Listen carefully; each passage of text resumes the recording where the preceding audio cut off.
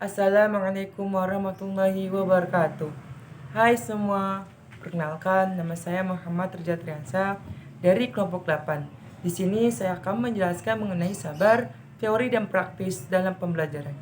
Sabar menurut bahasa berasal dari bahasa Arab yaitu sobaro yang berarti menahan, mencegah atau tabah. Sedangkan dari segi istilah, sabar adalah menahan diri dari sifat kegundahan dan rasa emosi, kemudian menahan lisan dari keluh kesah, serta menahan anggota tubuh dari perbuatan yang tidak terarah. Jadi, sabar di sini adalah suatu kekuatan daya positif yang mendorong jiwa untuk menunaikan suatu kewajiban. Pertama, bagaimana Anda bisa menjelaskan seorang pelajar dapat belajar dengan sabar sehingga belajarnya sempurna, tidak rusak, dan mendapatkan ridha Allah Subhanahu wa taala? Seorang siswa dapat belajar dengan penuh kesabaran dengan memiliki sikap dan perilaku yang sesuai dengan prinsip-prinsip pendidikan moral.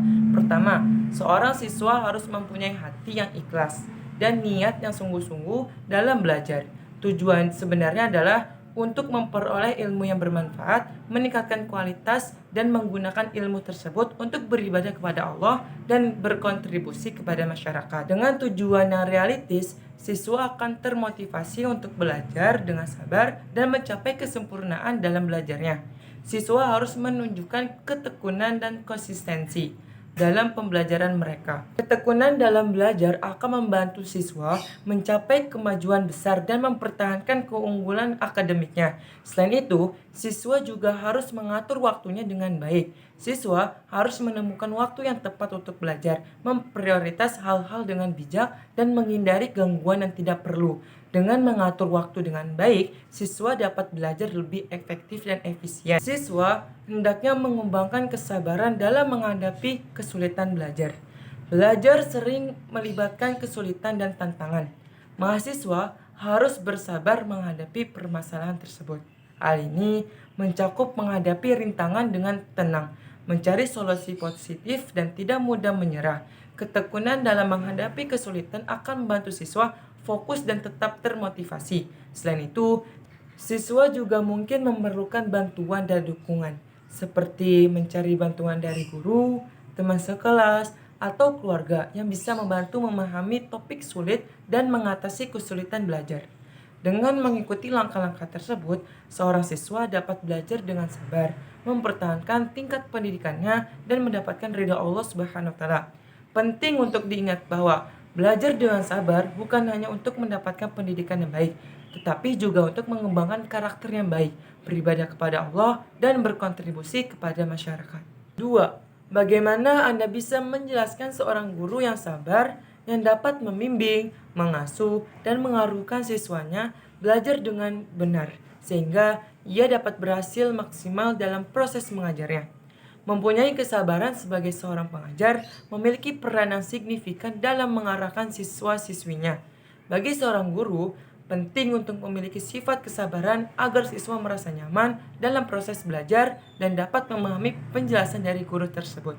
Ketika siswa sudah mengerti, maka guru telah mencapai kualitas pembelajaran yang optimal. Dalam konteks agama, hubungan antara kesabaran dan waktu dapat diterapkan. Seringkali disebutkan bahwa sabar dan tawakal atau mempercayakan diri kepada Allah saling berkaitan dalam kitab suci Al-Quran. Allah menyampaikan istilah sabar dan tawakal dalam ayat ini secara bersamaan. Hal ini disebabkan oleh adanya 3 jenis zaman atau waktu, yaitu masa lalu, masa sekarang, dan masa depan. Tidak mungkin mendapatkan kembali apa yang telah terjadi di masa lalu. Seorang pendidik yang memiliki kesabaran mampu mengarahkan, memelihara, dan mengajarkan siswanya dengan baik agar mereka dapat mencapai kesuksesan yang maksimal saat belajar. Sangatlah krusial bagi seorang pendidik untuk memiliki tingkat kesabaran yang tinggi dalam membimbing para siswa meraih tujuan belajar mereka. Seorang pengajar yang sabar akan memperhatikan bahwa belajar setiap siswa memiliki kecepatan sendiri dan akan melingkupkan cara mengajar yang paling sesuai dengan keperluan siswa tersebut. Terlebih lagi, seorang pendidik yang memiliki kesabaran akan memahami bahwa siswa sering mengalami tantangan dalam memahami pelajaran yang diajarkan dan akan menghabiskan waktu yang cukup untuk menjelaskan isi materi itu. 3. Bagaimana apabila seorang pelajar tidak sabar dalam belajar? buatkan contoh pelajar yang tidak atau kurang sabar dalam belajarnya, kemudian jelaskan apa saja efek negatifnya. Dalam agama Islam, ketekunan dalam proses belajar sangat dihargai karena Al-Quran mencatat kata sabar sebanyak 103 kali dalam 93 ayat dan 45 surah. Arti dari sabar antara lain adalah khusyuk, gigih, disiplin yang kuat, dan lain sebagainya. Keberhasilan dalam belajar dianggap bergantung pada kemampuan seorang untuk bersabar karena proses menguasai keterampilan atau memahami suatu konsep membutuhkan waktu yang berbeda-beda bagi setiap individu. Siswa yang kurang sabar dalam belajar dapat mengalami beberapa efek negatif, seperti kurangnya pemahaman mendalam, kesulitan menghadapi kesalahan, kurangnya konsentrasi, stres yang lebih tinggi, kurangnya kemajuan jangka panjang, dan lain sebagainya. Contoh, seorang pelajar yang tidak sabar dalam belajarnya adalah Andi. Andi adalah seorang siswa kelas 10 di sebuah SMA di Jakarta. Andi memiliki cita-cita menjadi seorang dokter, tetapi ia tidak mau belajar dengan sungguh-sungguh. Ia lebih suka bermain game online, menonton film, atau menghabiskan waktu bersama teman-temannya daripada belajar. Ia sering bolos sekolah, mencontek saat ulangan, atau mengandalkan bantuan orang lain untuk mengerjakan tugas. Ia tidak mau mengulang pelajaran yang belum dipahami atau mencari bantuan dari guru atau teman yang lebih paham. Ia berpikir bahwa belajar adalah hal yang membosankan, sulit, dan tidak berguna. Efek negatif dari sikap tidak sabar dalam belajar yang ditunjukkan oleh Andi adalah sebagai berikut. Yang pertama, Andi tidak dapat mencapai prestasi akademik yang baik. Nilai-nilainya rendah dan ia sering gagal dalam ujian. Ia tidak dapat menguasai materi pelajaran yang dibutuhkan untuk menjadi seorang dokter. Yang kedua, Andi tidak dapat mengembangkan potensi dirinya secara optimal. Yang ketiga, Andi tidak dapat menjalin hubungan yang harmonis dengan orang lain.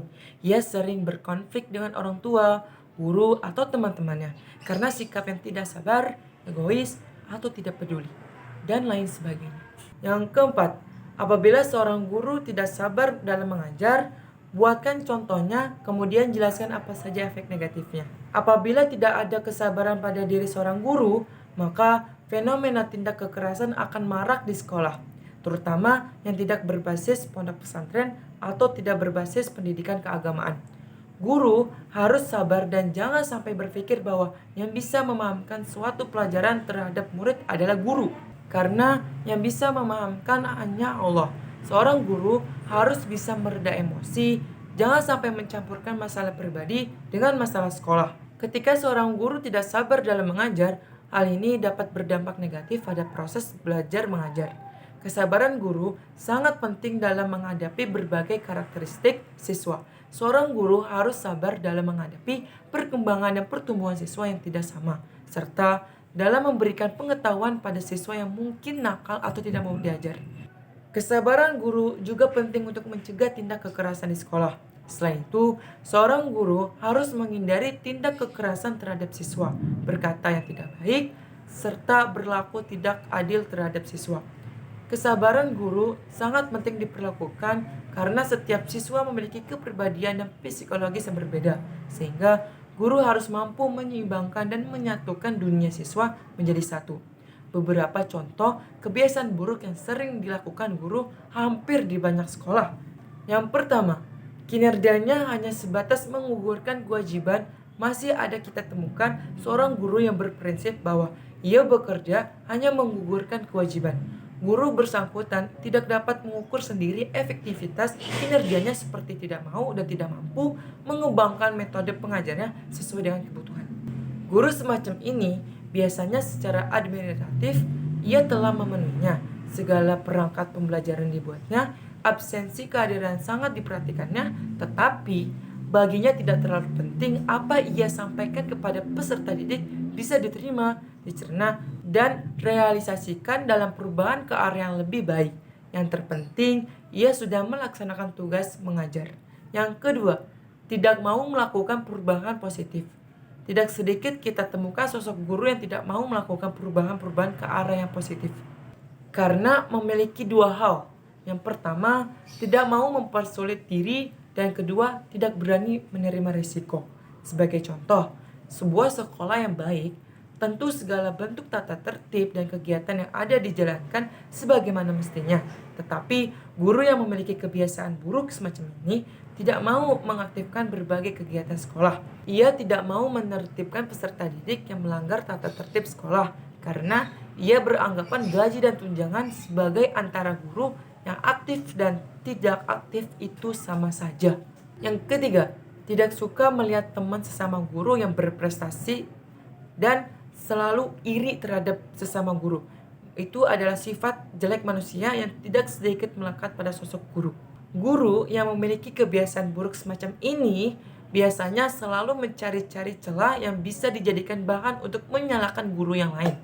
Bahkan ironisnya, celah yang bisa dijadikan bahan untuk menyalahkan guru yang tidak disukainya akan ia bawa langsung kepada atasan yang lebih tinggi. Sehingga guru yang membuat perubahan lebih baik di sekolah tersebut akan terkesan tidak baik di mata atasan yang lebih tinggi. 5. Cari atau buatkan kisah yang menceritakan proses pembelajaran di mana murid dan gurunya sama-sama bersabar. Contohnya yaitu adalah Rina. Rina adalah seorang murid kelas 5 SD yang memiliki kesulitan dalam pelajaran matematika. Ia selalu merasa minder dan putus asa saat menghadapi soal-soal matematika yang rumit. Rina pun sering tidak fokus di kelas karena merasa tidak mengerti penjelasan dari gurunya. Suatu hari, Pak Budi memanggil Rina setelah jam pelajaran selesai. Dengan lembut, Pak Budi bertanya, mengapa Rina terlihat tidak fokus di kelas? Rina pun menceritakan kesulitan dan rasa putus asanya dalam mempelajari matematika. Pak Budi tersenyum dan berkata bahwa ia mengerti perasaan Rina. Pak Budi pun menawarkan untuk memberi les tambahan setelah pulang sekolah agar Rina bisa lebih paham. Awalnya Rina ragu, tapi melihat ketulusan Pak Budi, ia pun setuju. Mulailah Pak Budi memberi les khusus pada Rina. Dengan sabar, Pak Budi mengajari Rina dari dasar secara perlahan. Rina sendiri berusaha fokus memperhatikan dan tak segan bertanya jika ada yang tidak dipahami. Lama-kelamaan, Rina mulai menunjukkan kemajuan. Nilai ulangannya membaik dan ia tak lagi merasa minder di kelas. Rina kini paham bahwa dengan kesabaran dan kegigihan pasti semua masalah bisa teratasi. Ia pun berterima kasih kepada Pak Budi yang telah sabar mengajarinya. Itu aja penjelasan dari saya. Semoga bermanfaat. Wabillahi taufiq wal hidayah. Wassalamualaikum warahmatullahi wabarakatuh.